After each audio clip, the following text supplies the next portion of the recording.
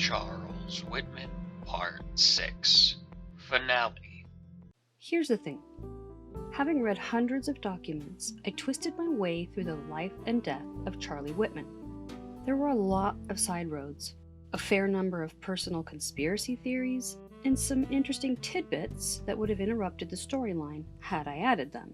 For example, the same guy from the FBI who wrote the main report on Charlie also wrote a main report on JFK. So here are some extra things on the periphery of the main story of Charlie Whitman. Where's the R? Colonel, Cologne, Wednesday, Jeopardy, Receipt, Island, Gnome. What do these words have in common? They're all words we pronounce differently than they're spelled. Jump back to Colonel. Where is the R in Colonel? I feel like there should be a joke in there, like the I in team, but no joke, and no R in Colonel. Charlie Whitman was serving at Camp Lejeune when he was court-martialed, and I wanted to make sure I could pronounce what seemed like a French word correctly. When I Googled it, pronunciation says it's Lejeune, but no Google pronunciation, lady. That's where you're wrong. In 1941, the Marine Corps base, located in North Carolina, was named after Lieutenant General John Archer Lejeune. He was a Marine for 40 years and was intensely respected. Nicknamed the greatest of all leathernecks and the Marine's Marine, he led the 2nd Infantry Division in World War I, the only time in history that a Marine commanded an Army division. They won 2 key battles, which eliminated Germany's chance of victory. Lieutenant General Lejeune passed away in 1942, and over time, people started pronouncing it Camp Lejeune because they couldn't find the R. But it's not a randomly named Marine base. It's someone's name, and his name was pronounced Lejeune. The 17th. August 1st, 1966, David Gunby was one of the people shot by Charles Whitman. David was a 23-year-old electrical engineering student attending summer school at the University of Texas. He left the library after studying, but he'd forgotten a book he needed. Having been inside, David was unaware that a sniper had been actively targeting people for the past 20 minutes.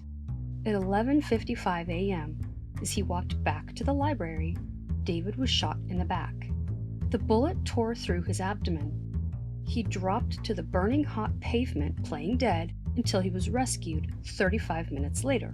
During his emergency surgery, the surgeon discovered that David only had one working kidney, but that kidney was now critically damaged by a gunshot wound. David survived the shot that day, though his quality of life was drastically altered. Kidneys aren't disposable like the appendix. We can't live without at least one. They filter our blood and turn waste and extra fluid into urine. Kidneys control blood pressure, balance minerals, produce red blood cells, and help maintain healthy bones. So, David's single kidney, now severely damaged, led to lifelong problems.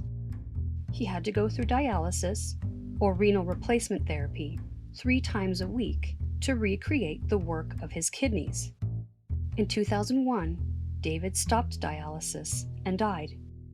Because his death was directly attributed to having been shot, David Gunby's manner of death was ruled as a homicide, making him the 17th murder victim of Charlie Whitman 35 years after the shooting.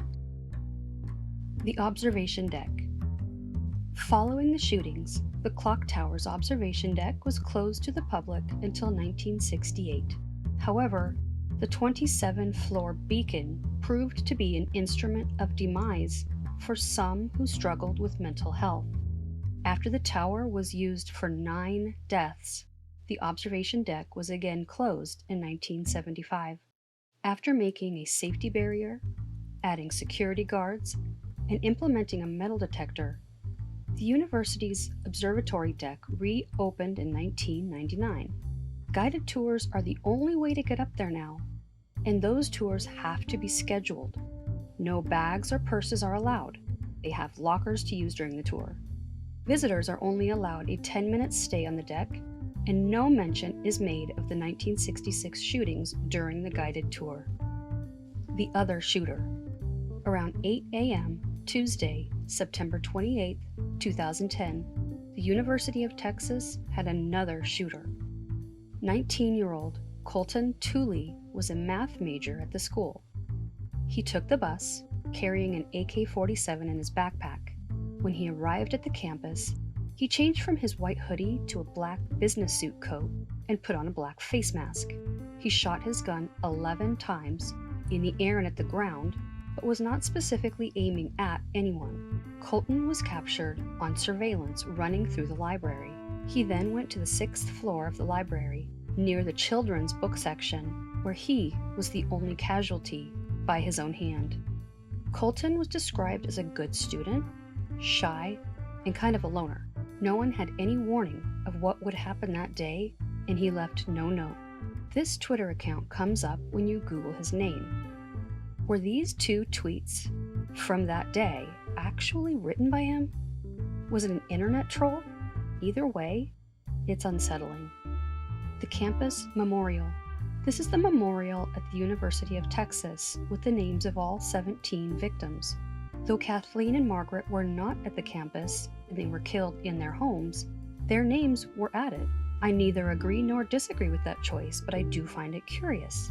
There is no mention of Charlie's terrible deeds during the observatory tour, which is fine, and obviously his name is left off of this memorial. But if this stone is a tribute to those lost on the campus that day, I can't help but wonder why the names of Charlie's wife and mother were included. The Crime Museum. The rifle that Charlie used to take the lives of so many that awful August day is on display at the Crime Museum in Washington, D.C. Found in the Crime Fighting Gallery, which honors those in law enforcement, it was included as a tribute to those who lost their lives that day and who risked their lives to stop Charlie. Claire Wilson, who lost her baby after she was shot in her belly, was quoted by the Dallas Morning News as saying, quote, "What kind of person wants to go and look at it? Why does somebody want to go look at something that did so much evil?" Close quote.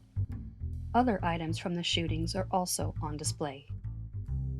Things that made me say, interesting, but that may be only interesting to me.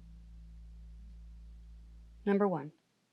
Charlie's military serial number was 1871634. It starts with 187. Having grown up in California, 187 meant murder. Number 2. Both Richard Speck and Charles Whitman, whose murders took place only 18 days apart, both had their appendix removed. Number 3.